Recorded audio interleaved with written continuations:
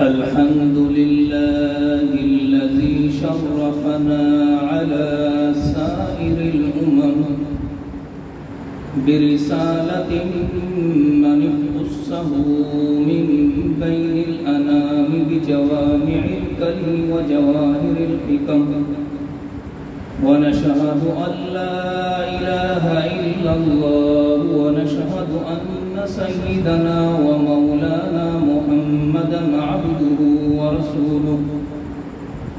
أما بعد فأعوذ بالله من الشيطان الرجيم. بسم الله الرحمن الرحيم. وكلا وعد الله الحسنى. وقال تبارك وتعالى في مقام آخر: رضي الله عنهم ورضوا عنه. قال النبي صلى الله عليه وسلم: اللهم أعز الإسلام بأحب هذين الرجلين إليك، بأبي جهل وعمر بن الخطاب، أو كما قال عليه الصلاة والسلام.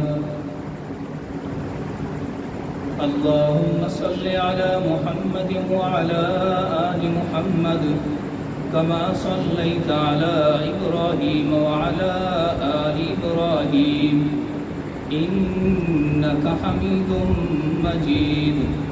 اللهم بارك على محمد وعلى آل محمد كما باركت على إبراهيم وعلى آل إبراهيم إنك حميد مجيد.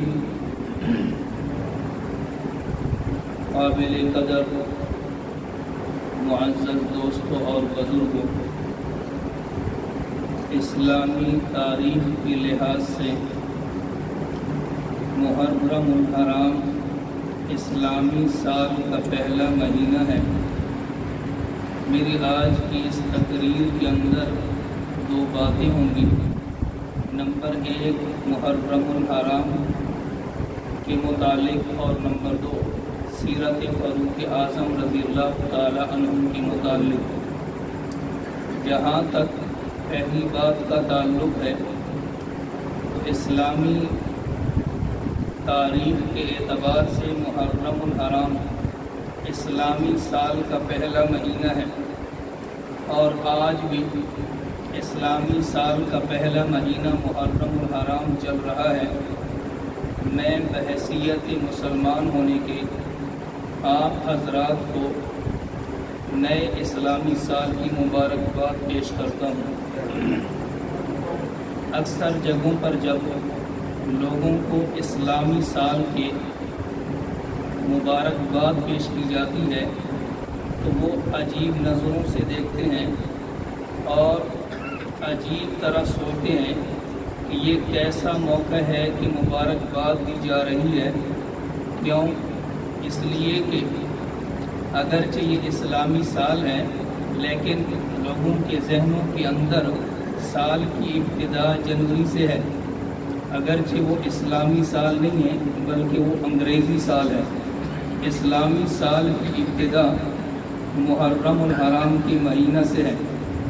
ہم کیوں نہ لوگوں کو اسلامی سال کی آمد پر مبارکباد پیش کریں.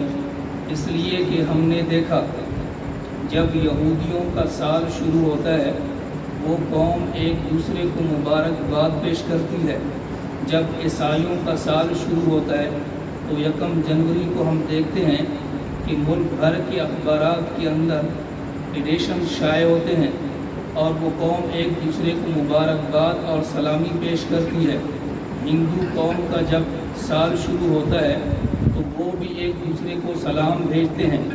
جب یہ ساری قومیں اپنے سال کی ابتدا میں ایک دوسرے کو مبارکباد پیش کرتے ہیں تو ہم بھی بحیثیت مسلمان ہونے کے اسلامی سال کی ابتدا میں ایک دوسرے کو مبارکباد پیش کرنا چاہیے ہمیں. عجیب اتفاق یہ ہے کہ اسلامی سال کی ابتدا محرم الحرام سے ہے اور اس محرم الحرام کے اندر دو لفظ آئے ہیں، نمبر 1 محرم، نمبر 2 حرام۔ محرم کا معنی احترام والا مہینہ، محرم کا معنی احترام والا، اور جب ان دونوں لفظوں کو اکٹھا کیا جائے محرم الحرام تو اس کا معنی بنتا ہے ایسا احترام والا مہینہ، ایسا عزت والا مہینہ، ایسا بزرگی والا مہینہ، ایسا عزت و اکرام والا مہینہ کہ جس مہینے کو دیکھ کر ہندو لوگ بھی، عیسائی بھی اور یہودی بھی اور غیر مسلم بھی، حتیٰ کہ مکہ کے مشرک بھی وہ کام جو اس مہینے کے علاوہ مہینے کے اندر جائز اور حلال سمجھتے ہیں، وہ اس مہینے کے آنے پر وہ کام چھوڑ دیتے تھے، اور وہ ایک دوسرے کے ساتھ لڑائی جھگڑے نہیں کرتے تھے، اور ایک دوسرے پر تلوار بھی نہیں اٹھاتے تھے، اور وہ یہ کہتے تھے کہ جب محرم الحرام کا مہینہ آ گیا تو اس مہینے کے اندر ایک دوسرے پر تلوار اٹھانا جائز نہیں ہے، ایک دوسرے کو مارنا جائز نہیں ہے، اس لیے کہ یہ بہت احترام والا مہینہ ہے۔ اور یہی بات ہے کہ رسول اللہ صلی اللہ علیہ وسلم نے بھی اس مہینے کی بڑی فضیلت بیان فرمائی ہے۔ رسول اللہ صلی اللہ علیہ وسلم نے فرمایا سال میں 4 مہینے بہت ادب و احترام والے، اعزاز و اکرام والے مہینے، نمبر 1 رجب المرجب، نمبر 2 ذی-قعدہ، نمبر 3 ذی الحج، اور نمبر 4 محرم الحرام۔ محرم الحرام کا جو مہینہ ہے یہ بڑا اعزاز و اکرام والا مہینہ ہے۔ اگر احادیث کی کتابوں کو دیکھا جائے، اگر اسلامی تاریخ کا مطالعہ کیا جائے، اگر عالم انسانیت کی تاریخ کا مطالعہ کیا جائے تو اس سے یہ معلوم ہوتا ہے کہ جب آدم علیہ السلام کا اللہ نے خمیر تیار فرمایا تو مہینہ محرم الحرام کا ہے۔ جب اللہ رب العزت نے آدم علیہ السلام کو پیدا فرمایا مہینہ محرم الحرام کا ہے۔ جب اللہ رب العزت نے آدم علیہ السلام کو سجدہ کرایا تو وہ مہینہ محرم الحرام کا ہے۔ جب اللہ رب العزت نے آدم علیہ السلام کے سر مبارک پر خلافت کا تاج سجایا ہے، مہینہ محرم الحرام کا ہے۔ اللہ رب العزت نے نوح علیہ السلام کی وہ کشتی جو 6 ماہ طوفان نوح کے اندر چکر لگا کر اور جبل جودی کے کنارے پر لگی، مہینہ محرم الحرام کا ہے۔ حضرت یونس علیہ السلام جب مچھلی کے پیٹ سے باہر آئے ہیں، مہینہ محرم الحرام کا ہے۔ جب حضرت ابراہیم علیہ السلام آگ سے باہر نکلے، مہینہ محرم الحرام کا ہے۔ حضرت موسیٰ علیہ السلام جب اپنی قوم کو لے کر کنارے پر لگے، مہینہ محرم الحرام کا ہے۔ جب فرعون سمندر کے اندر غرق ہوا، مہینہ محرم الحرام کا ہے۔ جب نمرود تباہ و برباد ہوا، مہینہ محرم الحرام کا ہے۔ اور جب حضرت یعقوب علیہ السلام اور حضرت یوسف علیہ السلام کا بہت بڑی طویل مدت کی جدائی کے بعد ملاقات ہوتی ہے تو مہینہ محرم الحرام کا ہے۔ اور حضرت یوسف علیہ السلام کو اللہ رب العزت نے جب تخت خلافت عطا فرمائی، مہینہ محرم الحرام کا ہے۔ اور جب بیت اللہ پر غلاف کعبہ چڑھایا جاتا ہے، اور آج بھی اس دور کے اندر بھی جب بیت اللہ پر غلاف کعبہ چڑھایا جاتا ہے تو اسلامی سال کے اعتبار سے محرم الحرام کی پہلی تاریخ کو چڑھایا جاتا ہے۔ تو محرم الحرام کا مہینہ بڑا ادب و احترام والا مہینہ ہے۔ یہ مہینہ کوئی عام سا مہینہ نہیں ہے۔ اگر میں یہ کہوں تو رسول اللہ صلی اللہ علیہ وسلم نے اپنا نکاح سیدہ طیبہ طاہرہ خدیجہ الکبریٰ سے جب نکاح فرمایا، مہینہ محرم الحرام کا ہے۔ جب رسول اللہ صلی اللہ علیہ وسلم نے ام سلمہ رضی اللہ تعالی عنہ سے نکاح فرمایا، مہینہ محرم الحرام کا ہے۔ اور رسول اللہ صلی اللہ علیہ وسلم کی پیاری اور محبوبہ بیوی حضرت جویریہ رضی اللہ تعالی عنہ کا انتقال ہوا، مہینہ محرم الحرام کا ہے۔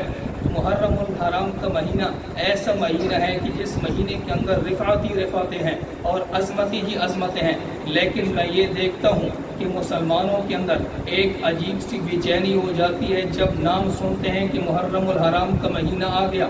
جیسے ہی ہمارے ملک پاکستان کے اندر محرم الحرام کا چاند نکلتا ہے تو حکومتیں کانپنے لگ جاتی ہیں اور اقتدار والوں کے اندر عجیب سی بے چینی پیدا ہو جاتی ہے، اور جو اعلیٰ قسم کے کپڑے پہننے والے ان کے کپڑے سیاہی میں تبدیل ہو جاتے ہیں، سفید چہروں والے کے چہرے سیاہ ہونے لگتے ہیں، پتہ نہیں عجیب سی بات ہے۔ اور جب ان کو کہو کہ محرم الحرام کا مہینہ آ گیا، اب آپ کو ہم مبارکباد پیش کرتے ہیں، وہ کہتے ہیں کہ کیسی مبارکبادی، یہ مہینہ تو دکھوں والا مہینہ ہے، یہ مہینہ تو غموں والا مہینہ ہے۔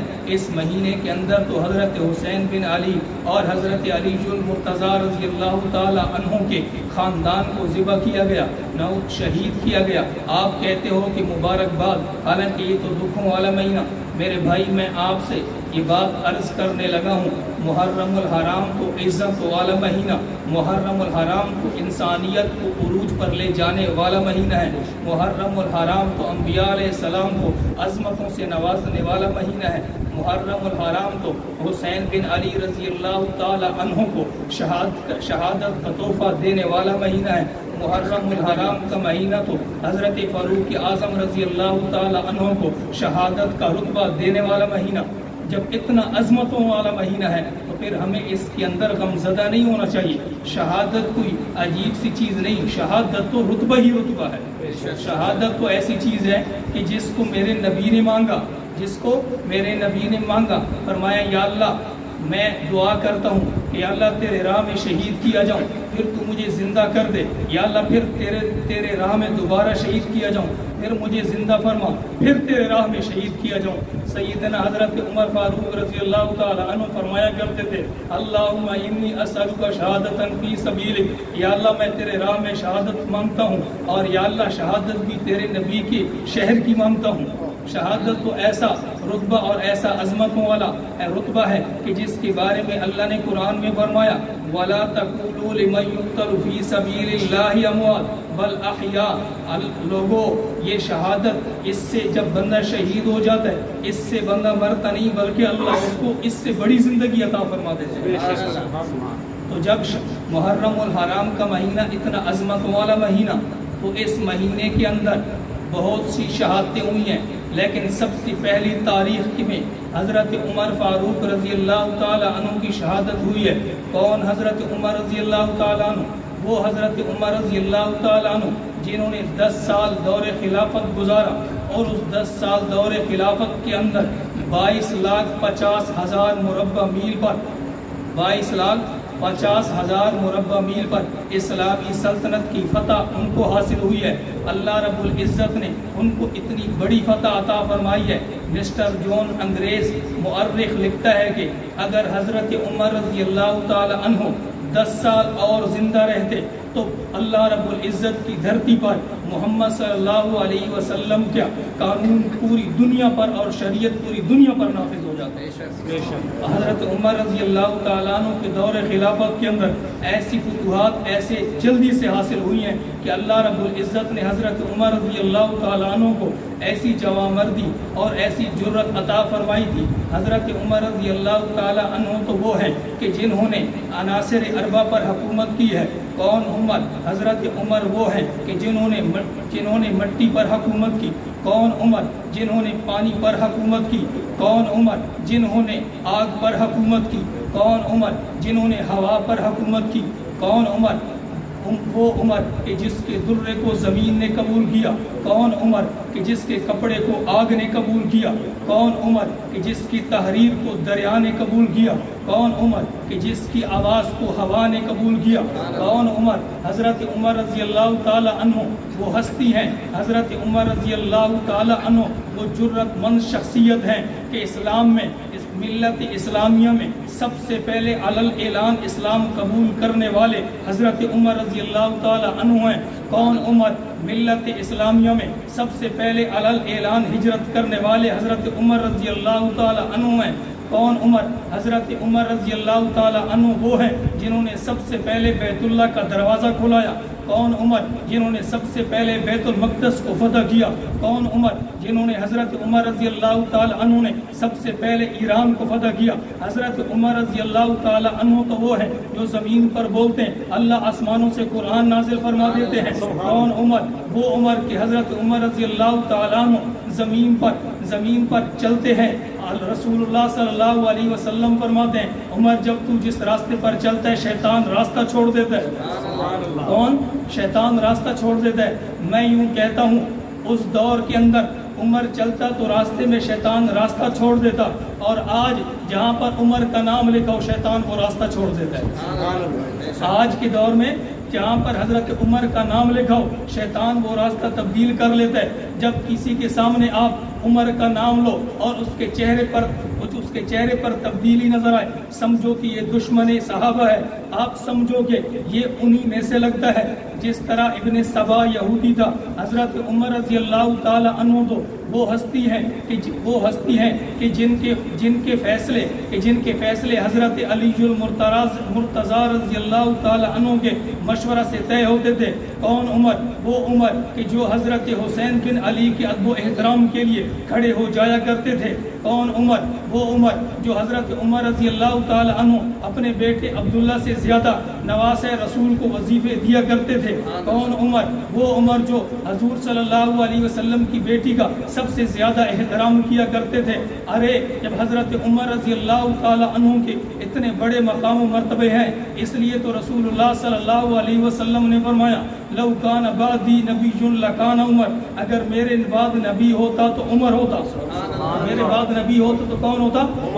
اس لیے تو نبی علیہ السلام نے اسلام کی سربلندی کے لیے، اسلام کی عزت کے لیے، اسلام کی وقار کے لیے، اسلام کے وقار کے لیے اللہ رب العزت سے دعا فرماتے ہیں اللہم اعز الاسلام بأحب ہذین الرجلین الیک بأبی جہل وعمر بن الخطاب۔ رسول اللہ صلی اللہ علیہ وسلم نے بیت اللہ کا در پکڑ کر سر سجدے میں رکھ کر حضرت عمر رضی اللہ تعالیٰ عنہ کی اسلام کی سر بلندی کے لیے مانگا ہے۔ کون عمر؟ جو نبی علیہ السلام کا دعا کا جواب بن کر آیا۔ کون عمر؟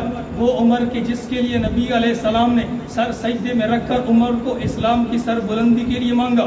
کون عمر کہ جس کو نبی علیہ السلام نے بیت اللہ کا در پکڑ کر، بیت اللہ کی چوکھٹ پکڑ کر اللہ سے دعائیں کی کہ یا اللہ اسلام کی سر بلندی کے لیے عمر دے دے۔ کون عمر کہ وہ عمر کہ جو اسلام لایا تو عمر نے اعلان فرمایا کہ آج ہم علل اعلان نماز پڑھیں گے۔ کون عمر کہ جس نے یہ کہا کہ میں آج ہجرت کرنے لگا ہوں، جس نے اپنی ماں کا دودھ پیا ہے وہ آئے میرے سامنے، آئے مجھے روک کر دکھائے۔ ایسا جرأت مند بہادر شخصیت، ایسی جرأت مند بہادر شخصیت اللہ رب العزت نے جب اسلام کو دی تو اسلام کے اندر ایسی عزت آئی، ایسی بہاریں آئیں کہ لوگ جوک در جوک اسلام کے اندر آنے لگے۔ حضرت عمر رضی اللہ تعالی عنہ تو وہ ہستی ہیں، راستے پر چل رہے ہیں، راستے میں ایک بوڑھی عورت آتی ہے، کہا کہ عمر خیر میری بات سن۔ حضرت عمر رضی اللہ تعالی عنہ رک گئے، ساتھ میں عبداللہ بن زبیر رضی اللہ تعالی عنہ بھی ہیں، ساتھ میں صاحبزادے عبداللہ بن عمر رضی اللہ تعالی عنہ بھی ہیں، ساتھ میں صحابہ کی جماعت بھی ہے۔ کہنے لگے عمر یہ کون ہوتی ہے آپ کو روکنے والے؟ کہا کہ ٹھہریے کہنے دیں۔ جی اماں جان کیا کہتے ہو؟ کہا کہ عمر آپ کو پتہ ہے ایک وقت تھا کہ آپ کو لوگ عمیر کہا کرتے تھے، آپ کو لوگ عمر نہیں کیا کرتے تھے، عمیر کہا کرتے تھے۔ عربی زبان کے اندر جب کسی کا نام بہت کمزور سا لیا جائے، کسی بندے کو ادنا سمجھا جائے، چھوٹا سمجھا جائے، تو اس کے نام کی تصغیر عمر سے عمیر، تجھے تو عمیر کہا کرتے تھے۔ عمر تجھے پتہ ہے ایک وہ دور تھا کہ تجھے اونٹ چرانے نہیں آتے تھے، تجھ سے ایک دفعہ اونٹ گم ہو گئے تھے، تیرے والد نے تجھے تھپڑ مارے تھے۔ عمر تجھے پتہ ہے وہ دور تجھے یاد ہے، اور آج تو مسلمانوں کا خلیفہ بنا ہوا ہے، آج تو امیر المؤمنین ہے۔ انصاف کے ساتھ زندگی گزارنا، اگر بے انصافی کرو گے پھر خدا کے سامنے جواب نہیں دے سکو گے، خدا کے سامنے جواب نہیں دے سکو گے۔ عمر رضی اللہ تعالی عنہ اس اماں کی باتیں سن رہے ہیں اور آنکھوں سے زارو قطار آنسو بہ رہے ہیں۔ صحابہ نے کہا کہ عمر یہ کون ہوتی ہے آپ کو رلانے والی؟ ہمیں اجازت دے، ہم اس کو آپ کے راستے سے ہٹا دیتے۔ فرمایا نہیں اے میرے صحابہ تمہیں پتہ نہیں یہ عورت کون ہے؟ یہ وہ عورت ہے کہ جو نبی علیہ السلام کے در پر گئی ہے ایک التجا لے کر۔ نبی علیہ السلام نے فرمایا کہ ابھی تک اللہ کا اس کے متعلق حکم نہیں آیا، تو اس عورت نے اللہ کے سامنے گڑ گڑایا۔ اللہ نے آسمانوں سے قرآن نازل فرمایا قد سمع اللہ قول التی تجادلک فی زوجہا وتشتکی الی اللہ۔ یہ تو وہ ماں ہے کہ جس پر اللہ رب العزت نے لبیک کہا۔ تم کون ہوتے ہو کہ کہتے ہو کہ اس عورت کو راستے سے ہٹا دیں؟ عمر رضی اللہ تعالی عنہ وہ عدل و انصاف کرنے والے وہ حکمران تھے. آج کے ہمارے حکمرانوں کی طرح نہیں کہ ان کو اگر کوئی بندہ سیدھی بات کہہ دے تو وہ غصے کے اندر آ جاتے ہیں. آپ کون ہوتے ہو ہماری غلطیاں نکالنے والے؟ لیکن حضرت عمر رضی اللہ تعالی عنہ تو رسول اللہ صلی اللہ علیہ وسلم کے براہ راست شاگرد ہیں. فرمایا عدل و انصاف کی ان پر انتہا دی. منبر پر بیٹھے ہیں اور کہنے لگے لوگوں مجھے یہ بتاؤ اگر میں آپ کے سامنے رسول اللہ صلی اللہ علیہ وسلم کے شریعت کے خلاف کوئی قانون رائج کروں تم کیا کرو گے؟ آخر میں ایک بدو بیٹھا تھا, زنگ آلود تلوار نکالی اور کھڑے ہو گئے اور کہا کہ عمر کہنا ذرا سوچ کے کہنا, اب ذرا اپنے وہ دوبارہ جملے کہیے کیا کہا. حضرت عمر رضی اللہ تعالی عنہ نے فرمایا کہ لوگوں میں یہ کہہ رہا ہوں کہ اگر میں نے اس دھرتی پر اللہ کے خلاف, اللہ کے قانون کے خلاف کوئی قانون بنایا, میں نے شریعت محمدی صلی اللہ علیہ وسلم کے خلاف کوئی قانون رائج کیا, تو میرے بارے میں کیا فیصلہ کرو گے, مجھے کیا کہو گے؟ وہ بدو کہنے لگا عمر یہ بات یاد رکھنا, جب تو اس طرح کام کرے گا اس وقت تجھے خلیفۃ المسلمین سمجھ کر نہیں, تجھے امیر المؤمنین سمجھ کر نہیں, اس وقت تجھے امت مسلمہ کا قائد سمجھ کر نہیں, بلکہ تجھے محمد صلی اللہ علیہ وسلم کی دین کا اور شریعت کا دشمن سمجھ کر تجھے قتل کر دوں گا. حضرت عمر رضی اللہ تعالیٰ عنہ فوراً ممبر سے اترے ہیں, سر سجدے پہ رکھا اور آنکھوں میں آنسو بھر آئے اور اللہ کا شکر ادا کرنے لگے, یا اللہ تیرا لاکھ لاکھ شکر ہے کہ آج عمر کو بھی سیدھا کرنے والے زندہ ہیں. ہاں اس طرح کی عدل و انصاف کرنے والے حکمران تھے. آج کے ہماری طرح, آج کے ہمارے دور کے اور ہمارے اور آپ کے حکمرانوں کی طرح نہیں تھے کہ جو غلط سے غلط کام بھی کریں, اگر کوئی ان کے خلاف بات کر دے اس کو سولی پر لٹکا دیں, اس کو سالوں سال جو ہے جیلوں میں ڈال دیں. نہیں, ایسا عدل و انصاف کرنے والا حکمران ہمیں کبھی نہیں نظر آئے گا. حضرت عمر رضی اللہ تعالی عنہ تو ایسے عدل و انصاف کرنے والے صحابی رسول ہیں کہ ان کے دور حکومت کے اندر ایک گھاٹ پر بھیڑ اور بکری پانی پیا کرتی تھی اور بھیڑیا کو جرت نہیں ہوتی تھی کہ وہ اس بکری پر حملہ کر کے اس کو کھا لے.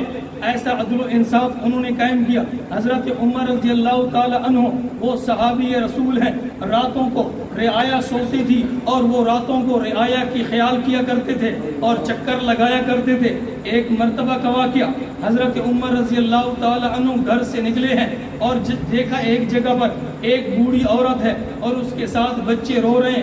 پتہ چلا کہ وہ بچے بھوکے ہیں. حضرت عمر رضی اللہ تعالیٰ عنہ دوڑ کر بیت المال کے اندر آئے اور بوری کے اندر چربی اور کچھ دالیں اور کچھ چیزیں ڈال کر اپنے کندھے پر اٹھایا اور غلام کہنے لگے کہ اے امیر المؤمنین مجھے دیجئے, میں اپنے کندھے پر رکھتا ہوں, آپ تو امیر المؤمنین ہیں. فرمایا نہیں, اب کیا تو کل قیامت کے دن میرے گناہوں کا بوجھ اٹھا سکے گا؟ فرمایا کہ نہیں. فرمایا کہ پھر رہنے دے, امیر المؤمنین ہو تو ایسا امیر المؤمنین ہو کہ اپنی رعایا کی خود خدمت کرنے والا اپنے کندھے پر وہ گٹوا اور بوریا اٹھا کر اس اماں کے پاس لے گئے اور ہانڈیے میں وہ چیزیں ڈال کر کھانا بنا کر اور فرمایا کہ اب اس وقت تک یہاں سے ہلوں گا نہیں.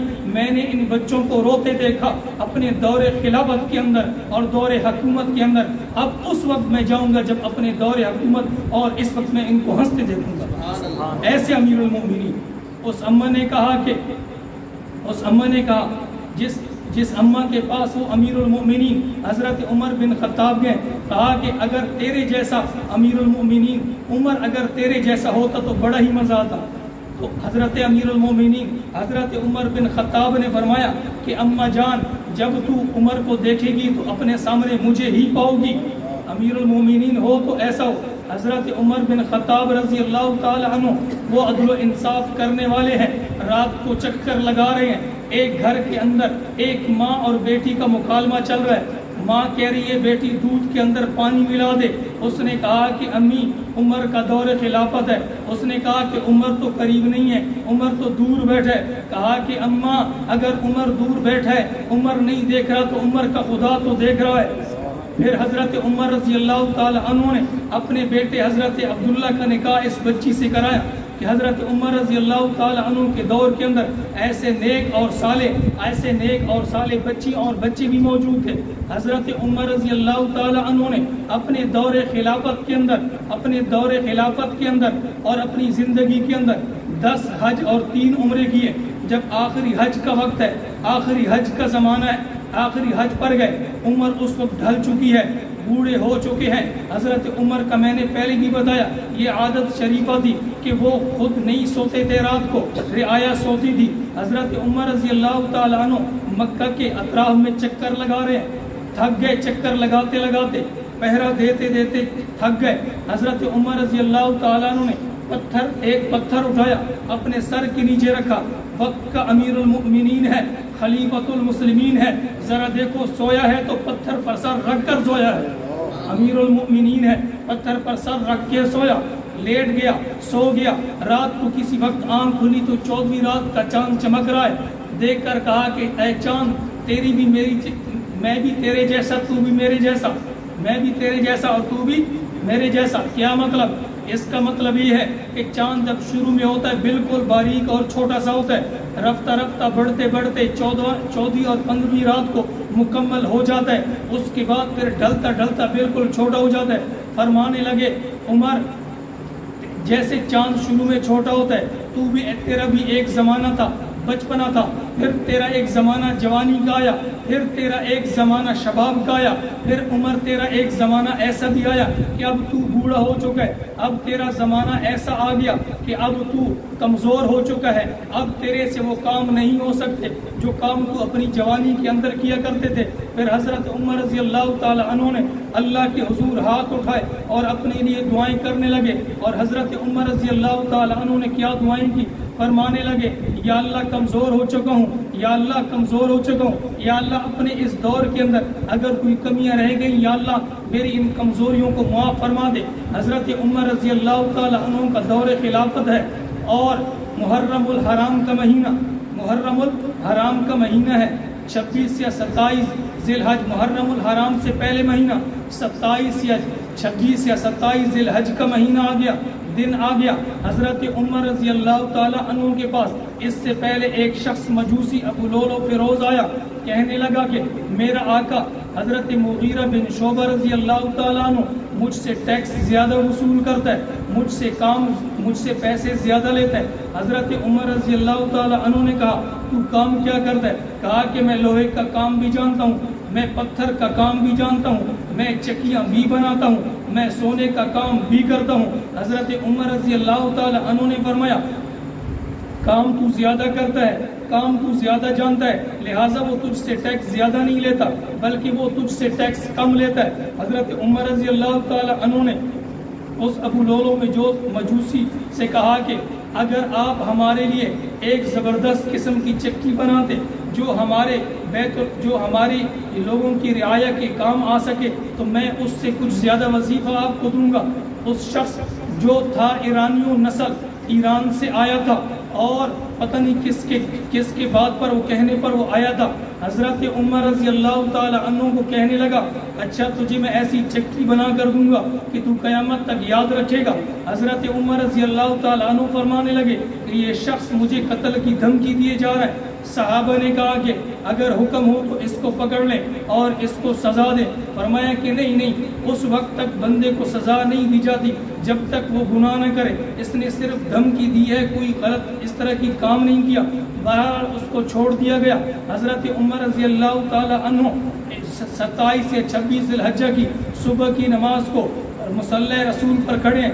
اس سے پہلے میں آپ کو حضرت عمر رضی اللہ تعالی عنہ کی وہ شہادت کی تمنا کی دعا بھی بتائے دوں۔ حضرت عمر رضی اللہ تعالی عنہ اکثر یہ دعا فرمایا کرتے تھے اللہم انی اسألک شہادتا فی سبیلک، یا اللہ میں تیرے راستے میں شہید ہونا چاہتا ہوں، یا اللہ میری تمنا ہے، میرا شوق ہے کہ تیرے راہ میں شہید کر دیا جاؤں۔ یا اللہ صرف یہ بھی نہیں بلکہ ایک دوسری تمنا بھی ہے کہ یا اللہ تیرے راستے میں شہید بھی کیا جاؤں اور تیرے نبی اور تیرے پیارے محبوب کے شہر میں شہید کیا جاؤں۔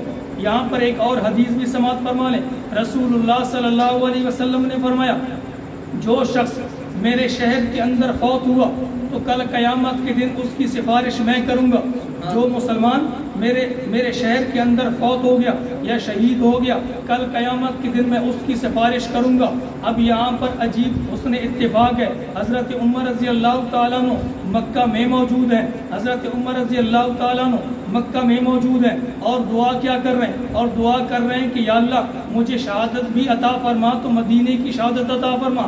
حضرت عمر رضی اللہ تعالیٰ عنہ فرماتے ہیں میں نے خواب دیکھا، خواب میں کیا دیکھتا ہوں کہ رسول اللہ صلی اللہ علیہ وسلم کو بتا رہے ہیں یا رسول اللہ میں نے خواب دیکھا، آپ بھی تھے، ابو بکر رضی اللہ تعالیٰ عنہ بھی تھے، میں خواب دیتا ہوں کہ ایک مرغ آتا ہے اور مجھے 3 ٹھونکے مارتا ہے جس سے میرا خون جاری ہو جاتا ہے۔ اب یہ خواب انہوں نے دیکھا حضرت عمر رضی اللہ تعالیٰ عنہ نے، اور ادھر سے رسول اللہ صلی اللہ علیہ وسلم نے احد کی پہاڑی پر ایک مرتبہ حضرت ابو بکر رضی اللہ تعالیٰ عنہ بھی تھے، حضرت عمر رضی اللہ تعالیٰ عنہ بھی تھے، حضرت عثمان غنی رضی اللہ تعالیٰ عنہ بھی تھے، اور ساتھ میں رسول اللہ صلی اللہ علیہ وسلم بھی تشریف فرما ہے۔ حضرت عمر رضی اللہ تعالیٰ عنہ فرماتے ہیں کہ احد کی پہاڑی پر زلزلہ سا آیا، ہلنے لگا، رسول اللہ صلی اللہ علیہ وسلم نے زور سے پاؤں زمین احد پہاڑ پر مارا، کہا کہ اے احد کے پہاڑ رک جا، تیرے اوپر ایک صدیق اور 2 شہید موجود ہیں۔ اب یہاں پر حضرت عمر رضی اللہ تعالیٰ عنہ کی شہادت کی طرف اشارات ہو رہے ہیں۔ ادھر سے صبح کی نماز کا وقت ہے اور حضرت عمر رضی اللہ تعالیٰ عنہ صف درست فرما رہے ہیں اور لوگوں کو کہہ رہے ہیں کہ ساتھ ساتھ کھڑے ہو جاؤ اور پاؤں بالکل قریب قریب کر لو اور صفیں بالکل جوڑ لو۔ کیوں؟ رسول اللہ صلی اللہ علیہ وسلم نے فرمایا جب صفوں کے درمیان خلا ہوتا ہے شیطان درمیان میں آ جاتا ہے، نماز کو خراب کرتا ہے۔ فرمایا اکٹھے ہو جاؤ، اکٹھے ہو گئے، اور حضرت عمر رضی اللہ تعالیٰ عنہ کی یہ عادت شریفہ تھی، صبح کی نماز کو تاریکی بھی شروع فرماتے اور لمبی قرات کرتے، روشنی تک اس نماز کو لے جاتے۔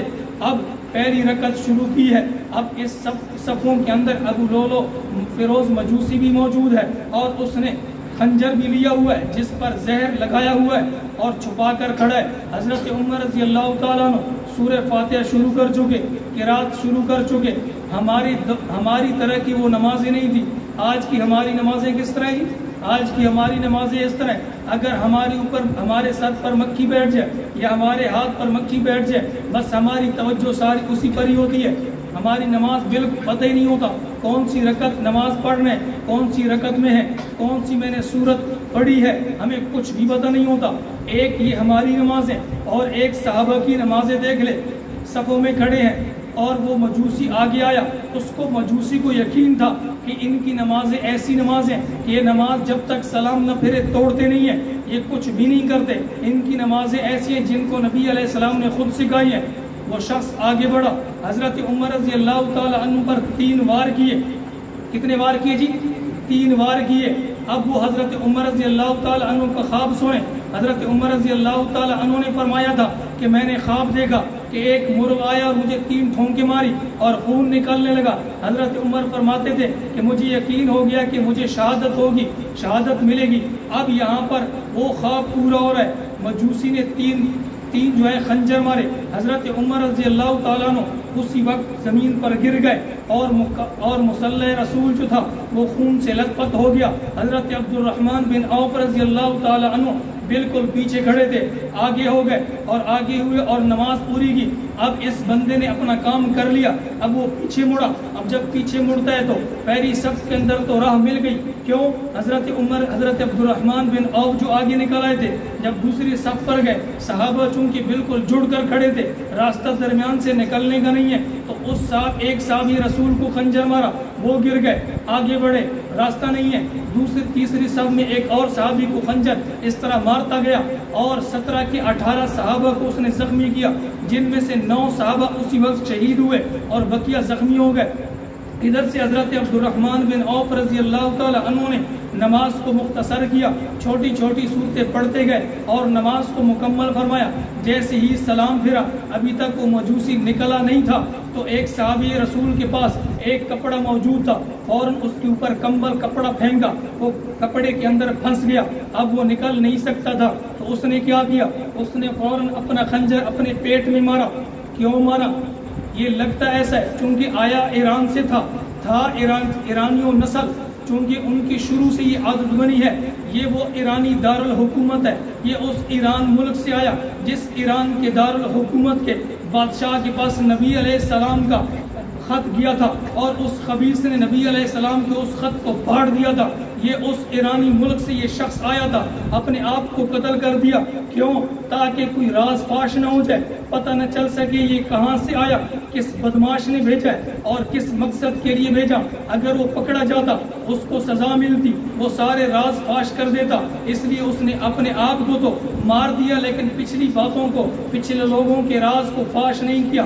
بہرحال حضرت عمر رضی اللہ تعالیٰ عنہ کو فوراً اٹھا کر اپنے گھر پر لے گئے. جیسی گھر لے گئے تھوڑی دیر بعد ہوش آیا. جیسی ہوش آیا فوراً فرمانے لگے کیا نماز کا وقت نکل گیا؟ فرمایا نہیں حضرت نماز کا وقت نہیں نکلا. فرمایا کہ مجھے تیمم کراؤ, نماز پڑھنی ہے. فرمایا کہ امیر المؤمنین آپ تو خون سے لت پت ہیں, نماز کیسے ہوگی؟ فرمایا نبی علیہ السلام کے دور میں ہم جنگیں لڑتے تھے اور اس وقت بھی ہمارے کپڑوں پر خون لگا ہوتا تھا, ہم نماز پڑھ لیا کرتے, مجھے نماز پڑھنے دو. نماز پڑھا دی گئی. حضرت عمر رضی اللہ تعالی عنہ نے نماز پڑھنے کے بعد پوچھا مجھے یہ بتاؤ کہ مجھ پر وار کرنے والا کون ہے؟ مجھ پر وار کرنے والا کون ہے؟ بتایا گیا کہ امیر المؤمنین وہ ابو لولو فیروز مجوسی بت پرستہ غیر مسلم تھا. فرمایا کہ یا اللہ تیرا لاکھ لاکھ شکر ہے, یا اللہ تیرا لاکھ لاکھ شکر ہے کہ مجھ کو قتل کرنے میں, مجھ پر وار کرنے میں مسلمانوں کا ہاتھ نہیں ہے, مسلمانوں کا ہاتھ نہیں ہے, مسلمانوں کے ہاتھ میرے خون سے رنگے ہوئے نہیں ہیں. اور اللہ کا شکر بھی ادا کیا اور فرمانے لگے لگتا ہے کہ میرے نبی نے جو میرے نبی نے احد پہاڑ پر فرمایا تھا اے احد تیرے اوپر ایک صدیق اور 2 شہید موجود ہیں, یعنی صدیق عمر اور عثمان رضی اللہ تعالی عنہم اجمعین موجود ہیں. جب فرمایا تو اب جب میں نے اپنی یہ حالت کو دیکھا مجھے یقین ہو گیا کہ میرے نبی کی وہ دعا اس وقت بھی مجھے یقین تھا, لیکن اب مجھے معلوم ہو رہا ہے کہ میری نبی کی وہ دعا اب قبول ہونے لگی. مجھے اپنا وہ خواب اب یقین میں بدل گیا. جو میں نے خواب دیکھا تھا کہ مجھے خواب کے اندر مرغ نے 3 ٹھونکے ماری تھی, لگتا ہے کہ میرا خواب پورا ہونے لگا.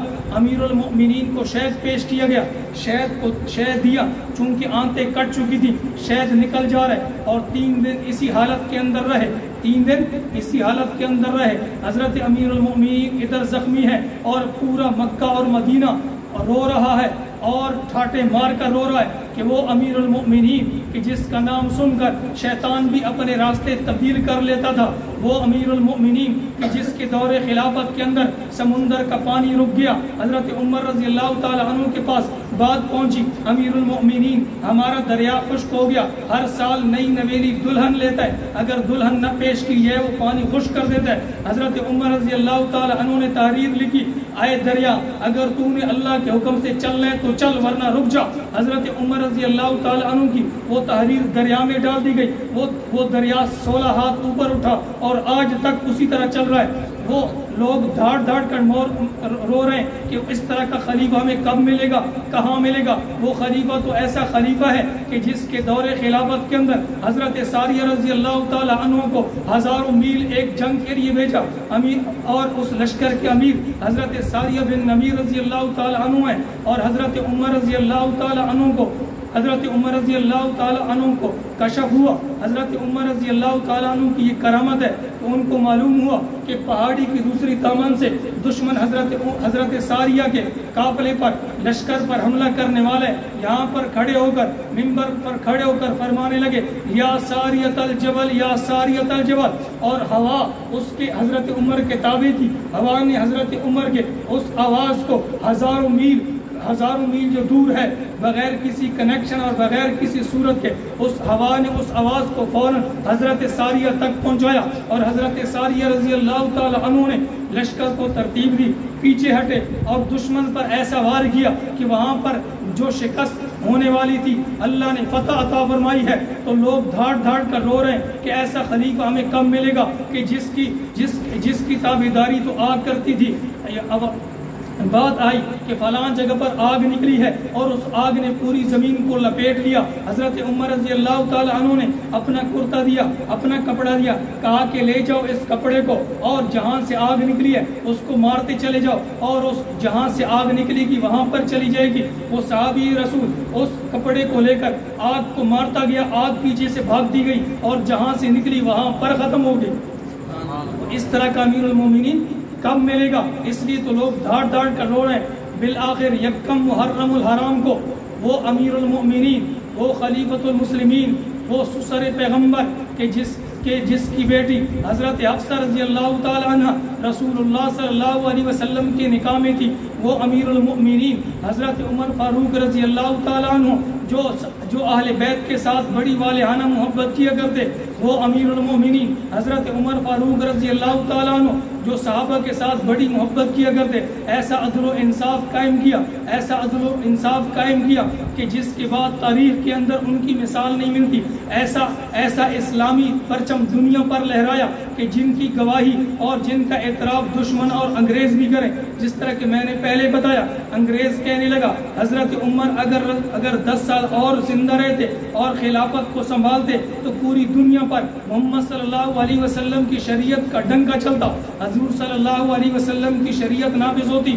بہرحال یکم محرم الحرام کو وہ خلیفۃ المسلمین، وہ خلیفۃ المؤمنین، وہ چراغ، وہ دنیا کے اندر ایک ایسی شخصیت کہ جس کے بارے میں نبی علیہ السلام نے فرمایا اگر میرے بعد کوئی نبی ہوتا حضرت عمر رضی اللہ تعالیٰ عنہ تھا، جن کے بارے میں نبی علیہ السلام نے فرمایا کہ عمر کسی کے ماں باپ مر جائیں تو اولاد روتی ہے، کسی کی اولاد مر جائیں تو ماں باپ روتی ہے۔ عمر جس دن تو دنیا سے جائے گا قیامت تک محمد کا اسلام روتا رہے گا، قیامت تک محمد کا اسلام روتا رہے گا۔ وہ شخصیت یکم محرم الحرام کو اس دنیا سے تشریف لے گئی اور اللہ رب العزت نے ان کو شہادت کے رتبے سے نوازا۔ میں اپنی طرف سے اور ہم سب جو ہے حضرت عمر رضی اللہ تعالی عنہ کی ان کارناموں کو خراج تحسین پیش کرتے ہیں کہ جنہوں نے اپنی زندگی کے اندر اسلام کے لیے جد و جہد کی، اسلام کے لیے قربانیاں دی، اور اللہ رب العزت سے دعا ہے کہ اللہ رب العزت ہم سب کو حضرت عمر رضی اللہ تعالیٰ عنہ اور تمام صحابہ کرام رضی اللہ تعالیٰ عنہ کے نقش قدم پر چلنے کی توفیق عطا فرمائے۔ وآخر دعوانا ان الحمد للہ رب العالمین۔